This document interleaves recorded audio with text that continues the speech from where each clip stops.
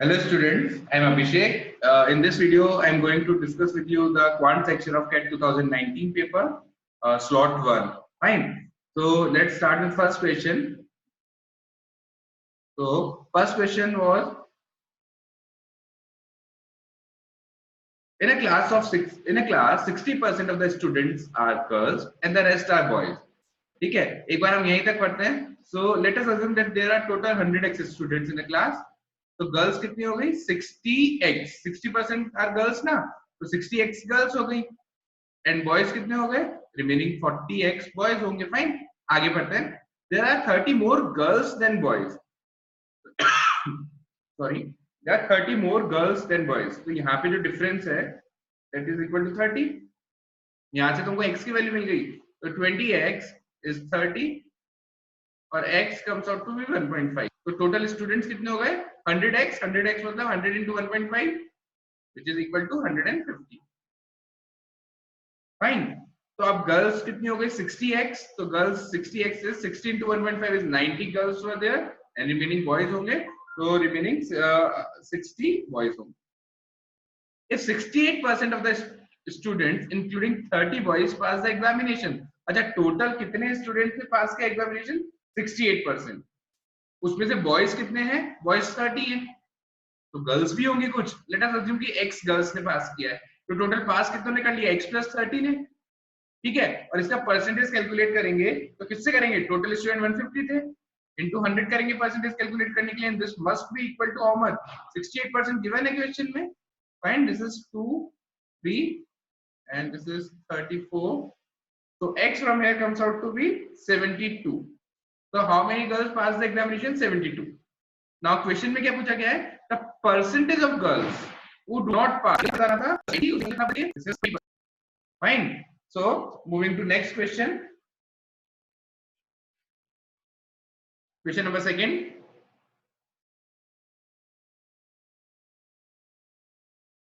Okay, so question number second is this. 5.55 raised to power x is equal to 0.555 raised to power y and that is equal to 1000. We need to find the value of 1 upon x minus 1 upon y. तो first of all हमको यहाँ से x की value निकालनी है और y की value निकालनी है. सी, जब भी आपको ये x और y पावर्स में मिल जाते हैं तो एक स्टेप जो हमारे माइंड में आना चाहिए वो आना चाहिए लॉग, है ना. So can I write this as 555 over 100 x raised to power x is equal to 555 over 1000. This was 0.555 na, so this can be written as 555 upon 1000 raised to power y and this is equal to 1000. Now taking log, तो ये हो जाएगा अपना x log, ठीक है, और यहाँ हो जाएगा 500 equal to 555 over 1000 equal to log है and the base over here is 10. Fine, इसकी वैल्यू तो कितनी होगी बच्चों 3. फाइन, इसको और सॉल्व करें, x log 555 minus log 100 log b upon log a, log b upon log b by a minus log a, इसको ऐसे लिख सकते हैं log 100 is equal to y log 5 minus log 1000 और यहाँ पर आ गया 3, this is equal to 3 y 3 क्योंकि 1000 को लिखा जा सकता है 10 की पावर 3. ठीक है, तो ये हो जाएगा अपना log और ये 3 दिस मच है ना. और x की वैल्यू कितनी आ गई, एक बार जो log 555 है बार बार इसको नोट करने की जगह इसकी जगह हम z यूज कर लेते हैं फॉर टाइम बीइंग, राइट. तो x is equal to 3 upon z2 log 100 is 2. Fine, अब इन दोनों को कंपेयर करें तो y to 3 what we need y 1 upon x 2 minus upon 3 इसको माइनस, यहाँ z से z कैंसिल होगा and 3 minus 2 is 1, तो आंसर आ जाएगा 1 over 3. So I think ये क्वेश्चन आपको क्लियर होगा. Moving to question number 3, and the question number 3 is, with a rectangular axis of coordinates the number of paths from 11 to 810 via 46. So what we need to do is we need to reach 810, 810. So we need to reach over here 8 and 10, यहाँ पर हमको पहुंचना है. Fine, via 4 6 4 6 से होते हुए 4,6 से होते हुए, मतलब यहाँ से होते हुए हमको यहाँ पे पहुंचना है, and we are starting from 1 1, we are starting from this point. So let this be A, let this be B, and let this be C. So we need to go to C via B.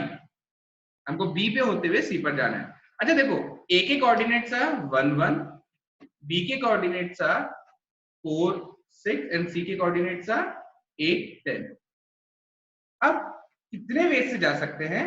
The condition is given that her step हम या तो x axis पर एक बढ़ा सकते हैं या y axis पर एक बढ़ा सकते हैं. From x y we can either move to x y plus 1, मतलब हम या तो वर्टिकली ऊपर जा सकते हैं एक स्टेप में, या फिर we can move to x plus 1 y, that means कि हम हॉरिजॉन्टली आगे जा सकते हैं. ठीक है.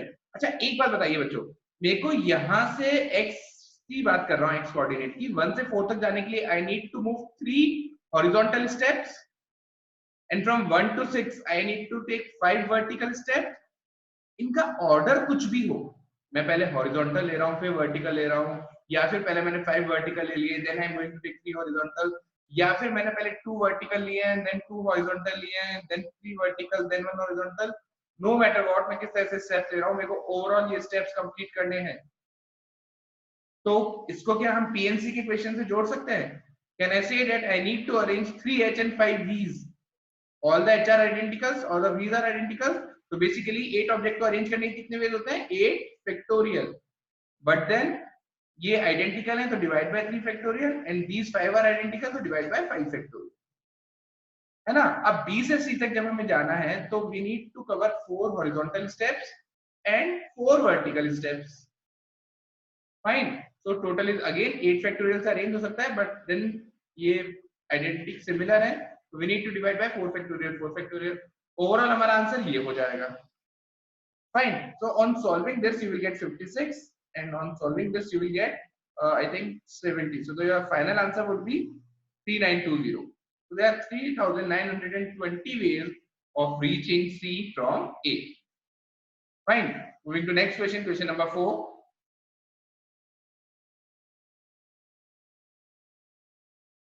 Okay, a club has 256 members, of whom 144 can play football. So we will solve this question using Venn diagram. So let us assume that this circle represents the member who play football. Fine. This circle represents the one who plays tennis, and ये cricket वाला assume कर लेते हैं. तो इस circle की total value must be equal to 144. The total value of this circle must be 123, and that of this circle must be equal to 132. Moreover, 58 members can play football and tennis. So this value is 58. This plus this, in fact. Find the intersection of F and T circles. 25 can play both cricket and tennis. 63 can play football and cricket.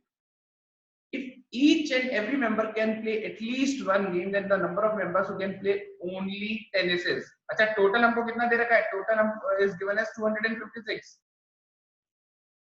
देखो बच्चों, अब जब भी ऐसे question आ जाए तो what you need to do is सबसे पहले मैक्सिमम इंटरसेक्शन वाले पार्ट को कुछ अज्यूम कर लीजिए. तो I am assuming this to be x. तो x are the number of members who can play all the 3 sports. Fine. अब हमें पता है कि the number of persons who can play football and tennis was 58. उस 58 में से मतलब दिस और this, these two values must be equal to 58. उसमें से यदि ये वैल्यू x है तो this must be then 58 minus x. Fine.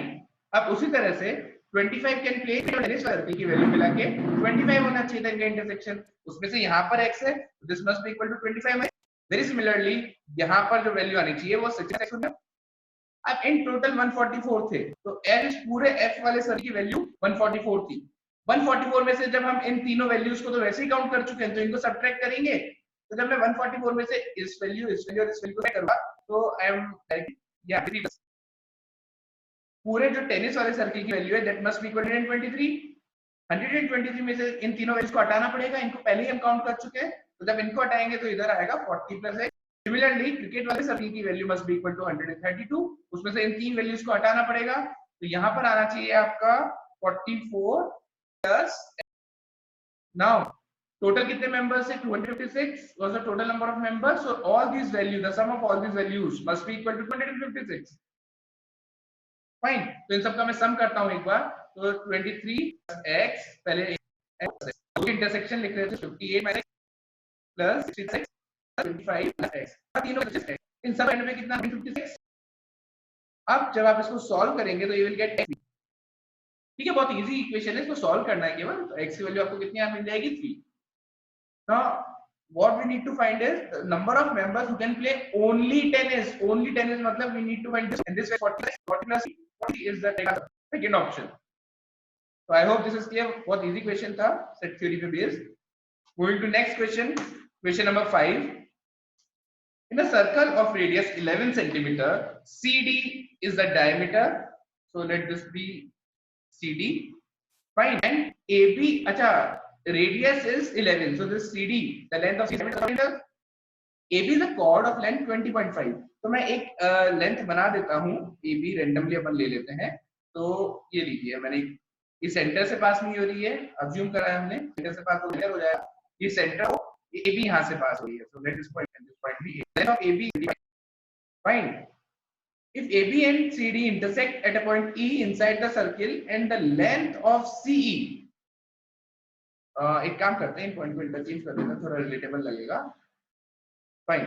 And the length of CE, let this be C and this be D. और CE, ये वाला point यहाँ पे इंटरसेक्ट हुए थे, ये वाला पॉइंट E था, and the length of CE was how much? 7 centimetre. तो ये लेंथ आपकी 7 है, तो B कितना, ठीक है. उसके बाद हमको AB की टोटल लेंथ कितनी गिवन थी? 20.5. तो मैं अज्यूम करता हूँ, ठीक है. Then the difference of the lengths of B and A, तो basically B और A की इनकी वैल्यूज पता लगानी है. एक बार x पता चल जाए तो क्वेश्चन सॉल्व हो जाएगा. Now listen, एक बहुत इंपॉर्टेंट प्रॉपर्टी होती है कि whenever in a circle, जब दो कॉर्ड्स इंटरसेक्ट हो रही होती हैं, तो उनके जो करस्पॉन्डिंग प्रोडक्ट है पार्ट्स के, वो आपस में इक्वल होते हैं. फाइन. तो जैसे कि ये AB कॉर्ड है, तो इंटरसेक्टेड हो, तो B into using the same property, यदि हम यहाँ पे लिखें तो मैं लिख सकता हूँ E into B into D into E. Now AB is 5, B is D is 15 is 7. Fine. So this will be an quadratic equation. इसको solve करते हैं. So this can be written as 20.5 so 200 further solve it square minus plus 200 equal 0. अब हमको product लाना कितना 441, तो easily हो जाएगी गिवन में. Fine. तो यहाँ से जब आप x को सॉल्व करेंगे और 10 क्वाड्रेटिक इक्वेशन है, सॉल्व करने पे we will get two values of x 10.5 and 10. अब एक बात बताइए, आंसर वेरी कर जाएगा? वेरी नहीं करेगा. क्यों नहीं करेगा? देखो, x को मैं 10.5 मानता हूं, तो BE हो गया 10.5 और AE हो गया 10, तो डिफरेंस कितना का? यदि मैं x को तो 10.5 सॉरी, तो डिफरेंस कितना? ओवरऑल आपका आंसर जो आने वाला है वो 0.5 भी आने वाला है. ठीक है, इन्होंने डिफरेंस पूछा था, तो दोनों का डिफरेंस कितना का रहेगा? 0.5 का. So moving to next question, question number 6. Meena scores 40% in an examination, and after the review, even though her score is increased by 50%, she fails by 35 marks. तो मैं अज्यूम कर रहा हूँ पेपर हट का था, उसने स्कोर कितना किया? मीना स्कोर 40% स्कोर किया. आफ्टर रिव्यू इंक्रीमेंट हो गया मार्क्स में, रिव्यू के मार्क्स कितना? 50%. 50% किसका? 40 जो मार्क्स उसमें 50% और ऐड हो गए, तो अब उनके मार्क्स हो गए, अभी भी वो 35 मार्क्स से फेल हो गई. तो क्या मैं कह सकता हूँ कि जो पासिंग मार्क्स है, पासिंग मार्क्स वो और आगे को पानी, तो जो पासिंग मार्क्स होंगे 60x plus 35 होंगे. Fine. If her post review score is increase by 20%, अब ये बोल रहे हैं कि जो ये 60x था ना, वो भी यदि हम 20% से इंक्रीज कर दें, इसको 20% से इंक्रीज कर दें, मतलब कितना हो जाएगा? इसका 20% होता है 12, तो 12x से इंक्रीज किया तो 72x. She will have 7 marks more than the passing marks. ये जो 72x है ना, ये पासिंग मार्क्स से 7 स्कोर ज्यादा है, 7 मार्क्स ज्यादा है, तो इसमें से 7 मार्क्स माइनस कर देता हूं तो भी इसमें पासिंग मार्क्स की बात हो रही है, पासिंग मार्क्स की बात हो रही है, तो these two must be equal. 60 है, 5 equal to 7. और फ्रॉम हियर जो हम सॉल्व करेंगे, तो x की वैल्यू कितनी आ जाएगी? 42 is equal to 12x और क्या अमाउंट होगी? Fine. The percentage score passing, पास होने के लिए कितना स्कोर नीडेड था? ये पासिंग मार्क्स, तो यहाँ पे x की वैल्यू सब्स्टिट्यूट 0.5 और कितना हो गया था? 100x. 100x मतलब 100 into 3.5 is 3 था, तो पासिंग परसेंटेज कितना 240 चाहिए आपको क्या व्हिच इज 80। ठीक है, so the correct answer is 70%। Fine, option D. Moving to next question. See, बहुत अच्छा क्वेश्चन था। Corners are cut off from an equilateral triangle T to produce a regular hexagon. Regular hexagon is one, इसकी सारी sides equal होती हैं। That is suppose ये होगा, ये होगा, ये होगा, सारे sides are equal. Now what we need to find? We need to find the area of the triangle. We need to find the ratio. अब देखिए बच्चों, रेगुलर हेक्सागन में टोटल जो इंटरनल एंगल्स होते हैं कितने 6 होते हैं, and the total sum must be equal to how much 360 degree. ठीक है, तो जो हमारा यहाँ से हर एक एंगल आएगा वो आएगा 120 डिग्री का। Sorry, n-2 into 120 degree, n-2 into 180 degree से आपको टोटल एंगल्स मिल जाएंगे। ठीक है, हेक्सागन में 6 सब्स्टिट्यूट करेंगे यहाँ पे, तो 6 - 2 into 180 डिग्री, ये आपका टोटल इंटीरियर होगा। तो पर इंटरनल एंगल्स कितने हैं? 6 एंगल्स, तो एंगल कितने? फाइन, तो ये एंगल 120, 120, ईच एंगल। अब ये 120 है और ये दोनों मिलाकर लीनियर पेयर होने चाहिए, तो this must be equal to 60। ये वाला एंगल पहले ही 60 है बिकॉज़ इक्विलेटरल ट्रायंगल है, ये 60 होगा, और इससे पहले जाएगा ये 120 है तो 60 हो जाएगा। तो आपके छोटा ट्रायंगल बन रहा है, ये इक्विलेटरल ट्रायंगल है, तो यदि ये साइड ए तो ये भी ए होगी, ये भी होगी, सिमिलर सारी साइन की। अब देखिए ट्रायंगल की साइड आ रही है, साइड की हम आपको भी, ये तो हमने अज्यूम ही किया था। फाइन, अब ठीक है, अब जो इसको ट्रायंगल में डिवाइड किया है, तो what I will do is एक ट्रायंगल का एरिया निकाल लेंगे, फिर उसको into 6 कर देंगे तो पूरा हेक्सागन का एरिया आ जाएगा। सारे ट्रायंगल से एक है, सो हमारे पास फाइन। तो दोबारा देख लेते हैं एक बार, ये कैसे किया था हमने। ये सारे इक्विलेटरल ट्रायंगल बनेंगे, और ये कैसे बनेंगे? जो टोटल सम होता है किसी भी पॉलीगन, उसका फॉर्मूला होता है इंटरनल एंगल्स के सम का n-3 to 180। तो यहाँ पे टोटल जो हेक्सागन है उसके इंटरनल एंगल्स का सम कितना हुआ 720 डिग्री, पर क्योंकि 6 एंगल्स थे तो हर एक एंगल इक्वल है क्योंकि रेगुलर हेक्सागन है, तो कितने का हो जाएगा ईच एंगल। हमने ये देखा कि ये जो ये इक्विलेटरल एंगल होंगे सारे, और यहाँ को साइड्स पता की जो बड़ा वाला इक्विलेटरल एंगल है उसकी भी। Fine, moving to question number 8। Let T be the triangle and the coordinates. Equation given है आपको, कोऑर्डिनेट्स पे। कोऑर्डिनेट एक्सिस क्या होती है? एक्स एक्सिस आपकी पूरी, वाई एक्सिस एक्स कर दें 9, तो यहाँ से ठीक है। तो जब हम इसको सॉल्व करेंगे, हम इसकी लाइन ड्रॉ करेंगे, कैसे बनेगी? एक बार डायग्राम दोबारा ड्रॉ कर देता हूं। फाइन, देखना, जब कोऑर्डिनेट एक्सिस पे हम इसको जब x 0 है and then y is 0, x is 5, ये वाला और इन दोनों का हमारा ट्रायंगल बन गया a b, ट्रायंगल बन गया।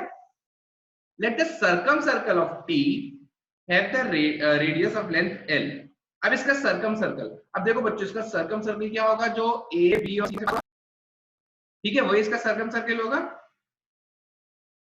फाइन, उसका जो रेडियस है वो l दे रखा है, measured in the same unit as the coordinate axis. तो l की वैल्यू क्लोजेस्ट किसकी होगी वो बताना है। See, now AC is diameter, देखिए जो भी होता है ना, सर्कमफरेंस पे कितना एंगल बनाता है 90 डिग्री, कोऑर्डिनेट एक्सिस 90 डिग्री होता है, इसका मतलब AC डायमीटर होगा, और AC डायमीटर है और radius is l, so this the length of AC must be 2l. Fine, now this distance is out and this distance is 5 units. In fact this must be 15. So this is 15 units. Fine, so now we will use Pythagoras theorem to find the value of l. So 9 square c square equal to whole square. ठीक है बच्चों, तो यहाँ से 81 plus 200 equal to how much? और ये अपना हो गया है 106 divided by l square। ठीक है, तो यहां से जो l की वैल्यू आएगी, ठीक है, l स्क्वायर वो आ रहा है अपना, इसको अपन कैंसिल करते हैं, तो 2 से यदि हम कैंसिल करें तो दिस इज हाउ मच 153/2। इसको वापस से 2 से यदि मैं कैंसिल करूं तो this will be 5। This is value of l square, 26 approximate equal to 8.74। तो इंटीजर क्या है? क्लोजेस्ट इंटीजर, तो 8.74 की closest integer would be 9. The answer to this question is 9. Fine. Moving to next question, question number 9. For any positive integer n, एक function defined है fn is equal to n into n plus 1 if n is even और n fn is equal to n plus 3 if n is odd. तो यदि n odd आ रहा है, इसका मतलब function के अंदर हम odd वैल्यू सब्स्टिट्यूट कर रहे हैं in place of n, तो उसको अपन को ओपन करना है n plus 3 की तरह, और यदि हम n की जगह इवन वैल्यू सब्स्टिट्यूट कर रहे हैं तो उसे ओपन करना है n into n plus 1 की तरह. Now if m is a positive integer such that 8 times of fm plus 1 minus fm is equal to 2, we need to find the value of m. Now let us assume कि m is, in first case let us assume कि m is even. अब m positive integer है तो वो even या odd दोनों हो सकता है, तो हम m को इवन अज्यूम करते हैं. यदि m इवन है तो दिस इज इवन, इसमें फंक्शन की जगह हम m सब्स्टिट्यूट कर रहे थे तो इवन वैल्यू सब्स्टिट्यूट कर रहे हैं, और यहाँ पर m plus 1 सब्स्टिट्यूट हो रहा था, दैट मींस यहाँ पर ऑड वैल्यू जा रही है, ये इवन जा रही है. इसको जब ओपन करेंगे 8 ऑड करना पड़ेगा, तो दिस प्लस फंक्शन की इवन पे वैल्यू क्या होती है n into n plus 1. हमने n की जगह क्या सब्स्टिट्यूट किया है m, तो यहाँ पर आ जाएगा m into m plus 1. ये फर्स्ट केस है अपना जब हमने निकाल किया है. ठीक है, इसको सॉल्व करते हैं. So this will form an quadratic equation. तो मैं लिख देता हूँ एक बार. This is 8m plus 32 minus m n is equal. So this is basically m is 7 and equal to 0. इसके फैक्टर्स करते हैं minus 10 3 स्प्लिटिंग की. यहाँ से आप m की दो वैल्यू मिलेंगी, इधर m और इसको हम लोग because m is a different, तो यहाँ से हमको m की वैल्यू मिलती है. But this is we need check for sex m को. अब m ऑड है तो देखिए कैसे हो जाएगा. तो इस में यहाँ पर हम करेंगे अपन, यहाँ पर अपन ओपन करेंगे ये वाली वैल्यू, यहाँ पर हम करेंगे प्लस n की जगह हमको क्या सब्स्टिट्यूट करना है m plus 1 ना, यहाँ पर हो जाएगा n की जगह m plus 1 सब्स्टिट्यूट किया तो ये आ जाएगी वैल्यू, और इसमें से माइनस करना है हमें fm. जब m ऑड है तो ये वाला पार्ट माइनस होगा, तो -3 इज इक्वल टू, इसको अपन सॉल्व करेंगे तो 8 प्लस माइनस -3 में ये आता है 5. तो this is 8 times plus 20 plus 3 minus 5. Further इसको सॉल्व करेंगे स्क्वायर प्लस फाइन, और 16 में से ये गया तो बचा, तो हमें क्या लाना है यार 88. हम स्प्लिटिंग करें आउट ऑफ 83, पॉजिटिव का 88 तो 23 से आ ही नहीं सकता. फाइन, तो इसका मतलब यहाँ से जो हमको इंटीग्रल वैल्यू हम चाह रहे हैं m की, ऐसे तो कोई इंटीग्रल नहीं पाएगी. तो the only possible answer that we can have is m equal to 10. तो the correct answer to this question is your typing वाला क्वेश्चन, तो इसका आंसर आ जाएगा m की value 10. Moving to next question. ये बहुत अच्छा क्वेश्चन था. If the population of a town is p in the beginning of any year, then it becomes 3 plus 2p in the beginning of next year. Fine. So suppose initially if the population is p at time equal to 0, the population is p, तो वो क्या हो जाएगी after 1 year हो जाएगी population, it will be इसका answer आना चाहिए 4p plus 9 चल रहा है. If the population in the beginning of 2019, तो ये स्टार्टिंग ईयर है तो इसको हम टाइम इक्वल टू 0 मान लेते हैं. यहाँ पे इसकी population in the beginning of 2034 after 15 years पूछा. फाइन, तो देखो बच्चों यहाँ पर 1000 है, यहाँ पर हम p की वैल्यू 1000 से होनी चाहिए थी. यहाँ यदि p की जगह 1000 सब्स्टिट्यूट करते हैं तो this must be equal to 4000 and so on. अब हमें इन चारों ऑप्शन में से आंसर सेलेक्ट करना है. तो इसमें हम इस पर्टिकुलर क्वेश्चन में हम एक अलग अप्रोच यूज करते हैं. अप्रोच समझ कौन है. फर्स्ट हम रेज 40, सेकंड है 50, एक बात बताओ 3 पावर 50 क्या है, तो आंसर जो पॉसिबल ही नहीं है. So basically A and B options will give us very large values, which is not possible. Now moving to C option. C option is how much? 1003 multiply by 15 minus 3. And D option 977 into 2 and plus 3. Now हमको इन दोनों में से एक option select करना है. ठीक है. अच्छा, ये 15 इयर्स की बात है और यहाँ पर भी 15 ही दे रखा है, तो इसकी जनरल फॉर्म में लिखने के लिए can I write it as 1003 2 raised to the 5th n minus 3, और यहाँ पर जनरल फॉर्म में लिखने के लिए इसको क्या इस तरह से लिख सकते हैं 977 2 raised to n. ये 15 इयर्स के बाद का या 14 दे रखा है, इसका मतलब यहाँ पर n minus 1 किया गया है प्लस 3. नाउ हमें पता है कि यदि मैं n की जगह 1 सब्स्टिट्यूट करता हूं तो I should get 2003 as answer. Fine, तो यहाँ पर n की जगह 1 सब्स्टिट्यूट करते हैं तो that will become 1003 into 2 correct आ रहा है। यहाँ पे n की जगह विल सब्स्टिट्यूट 1, तो यहाँ पर 1 सब्स्टिट्यूट करने में क्या हो जाएगा 977 0 is 1 only, फाइन। तो ये तो 1003 to raised to power 50 minus 3। अब इसको दूसरे मेथड से सॉल्व करना would be a bit difficult, ठीक है, बट ये जो हमने अप्रोच यूज किए यहाँ पर वो थोड़ी इजी अप्रोच है इस क्वेश्चन को सॉल्व करने के लिए, ठीक है। Moving to next question. So next question is, a person invested a total amount of 15 lakh rupees. A part of it was invested in a fixed deposit earning 6% annual interest, and the remaining amount was invested in two other deposits in the ratio 2:1, earning the annual interest at the rates of 4% and 3% respectively. If the total amount interest income is 76,000 and the amount invested in the fixed deposit is, see, अब इस question में इन्होंने क्या किया है, इन्होंने different schemes में जो मनी है उसको इन्वेस्ट किया है। तो total money was 15 lakh rupees, out of which suppose x rupees is invested in A scheme जहां से हमको कितना इंटरेस्ट मिलना है 6% एनुअल इंटरेस्ट। तो इस x पे कितना इंटरेस्ट मिल जाएगा 6% का, फाइन। अब बचा कितना 15 लाख में से x तो गया, तो अब बचा है amount 15 lakh minus x। Now इस अमाउंट को we need to divide in the ratio of 2:1, तो एक पार्ट हो जाएगा इसका 2/3 of this and the other part would be 1/3 of this value, fine। जब 2:1 में डिवाइड करेंगे तो first part would be 2/3, second part would be 1/3। उन पे इंटरेस्ट कितना मिल रहा है, फर्स्ट पार्ट पे we are getting an interest of 4% and on the second part we are getting an interest of 3%।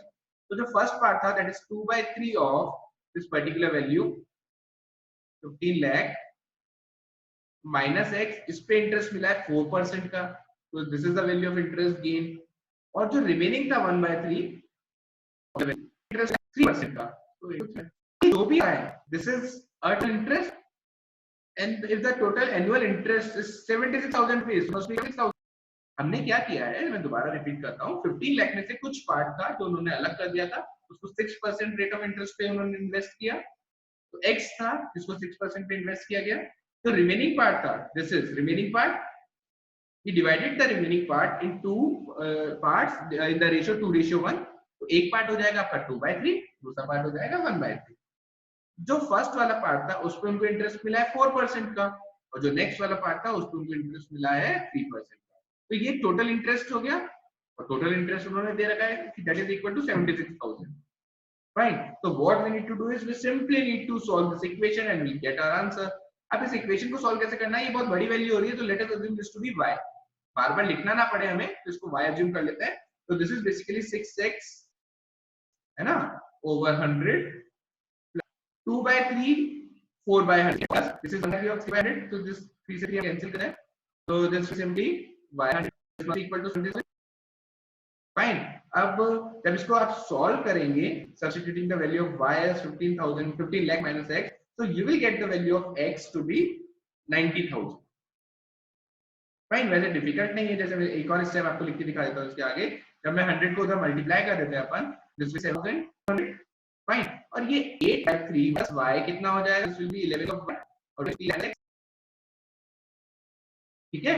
तो जब आप इसको सॉल्व करेंगे तो you will get the value of x is 90,000। So in the question it is asked that the amount invested in fixed deposit, और fixed deposit में कितना invest किया x, तो कितना इन्वेस्टमेंट हो गया फिक्स्ड डिपॉजिट में 90,000। Moving to question number 12, the product of two positive numbers is 616, so let two numbers be x and y and the ratio of differences of their cubes, the cube of the difference of their difference is 100 and ratio 3, we need to find fine। तो यहाँ पे ये formula लगाया कि x minus y का क्या, यहाँ से minus and this is 3 of xy is given to us, है ना। और ये x square plus y square को बाहर के सीधे क्या तो यहाँ होगा, ठीक है। तो that will be 2, this is multiply करते हैं 3 8 16 into 3 is equal to 150, उसको भी 105 into लेगा, फाइन। this is 157 करेंगे तो 3 इधर जाकर and this must be equal to 616 into 5। जब इन दोनों में से 616 कॉमन लेंगे तो 3 + 2 हो जाएगा क्योंकि ये उधर जाएगा। अब देखिए 154 से सीधे 4 तो एक फाइन।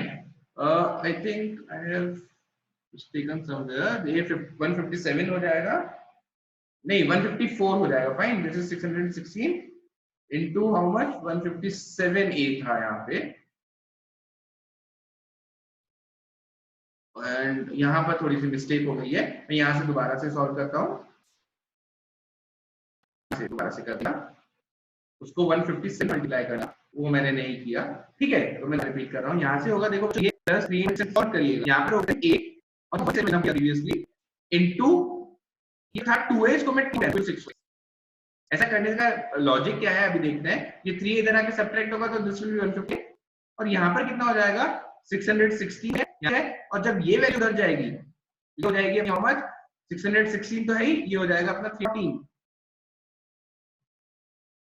ठीक है, और यहां से जब अपन इसको सॉल्व करेंगे, ठीक है, तो a की वैल्यू सॉल्व करें तो 1200 ऑफ a और a क्या था। अब हमें पूछा गया है x + y की वैल्यू, तो can we use this formula x y whole square is equal to square square now all the values x + y whole square is x square plus y square x y is x की value ये अपना आ रहा है 20 and this is the value of 50. Fine, so the correct answer was 50. Next question. Okay, very easy question based on profit and loss. On selling a pen at 5% loss and a book at 15% gain, Kareem का जो overall gain हो रहा था that was of 7 rupees. If he sells the pen at 5% gain and book at 10% gain, उसको 13 का gain होता है। बहुत सिंपल है बच्चों, मैं यहाँ पर जो बुक पेन है उसकी कॉस्ट प्राइस को P एज्यूम कर लेते हैं, जो बुक है उसकी कॉस्ट प्राइस को B एज्यूम कर लेते हैं। तो जब मैंने पेन को 5% लॉस में बेचा तो क्या मैं लिख सकता हूँ -5% ऑफ P, इतना मेरे को लॉस हुआ है। प्रॉफिट कितना हुआ है 15% ऑफ B और ओवरऑल उसको कितना गेन हुआ है 7। तो इस प्रॉफिट वाले अमाउंट में से जब हमने ये लॉस वाला अमाउंट हटा दिया तब भी हमको 7 का ओवरऑल गेन हुआ है, तो इक्वल टू 7 होना चाहिए। अब यदि पेन को यदि हम 5% गेन में सेल करते तो 5% ऑफ P मिलता हमको गेन का, बुक को 10% पे 10% आप देखेंगे ये बहुत इजी इक्वेशन है सॉल्व करने के लिए। इन दोनों को ऐड कर देते हैं इक्वेशन, तो कैसे हो जाएगा, तो दिस इज 2400 फाइन। तो यहाँ से B की वैल्यू कैसे होता है, वैल्यू इज 80 रुपीस। यही हमसे पूछा गया था cost price of the book, तो बहुत इजी क्वेश्चन था, answer is 80। Question number 14, two cars से अपना रहे हैं A to B, ठीक है। First car started at 10 start करती है और 11 पे स्टार्ट करती है। They reach their common destination at the same point of time. तो दोनों कार सेम टाइम पे पहुंचती हैं। That means ये कार लेट स्टार्ट होकर भी साथ में पहुंच गई कि speed of y is greater than that of x, ये हम कह सकते हैं यहाँ से।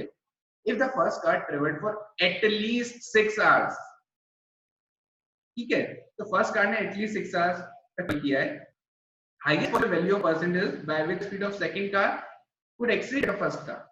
देखिए अब यदि इसने 6 hours में किया तो इसने किया है, यदि इसने एटलीस्ट बोला गया था ना, तो यदि सपोज है तो इसने 6 में किया है, ये 1 hour ट्रैवल किया है कार वाई ने, परसेंटेज कैलकुलेट करना है।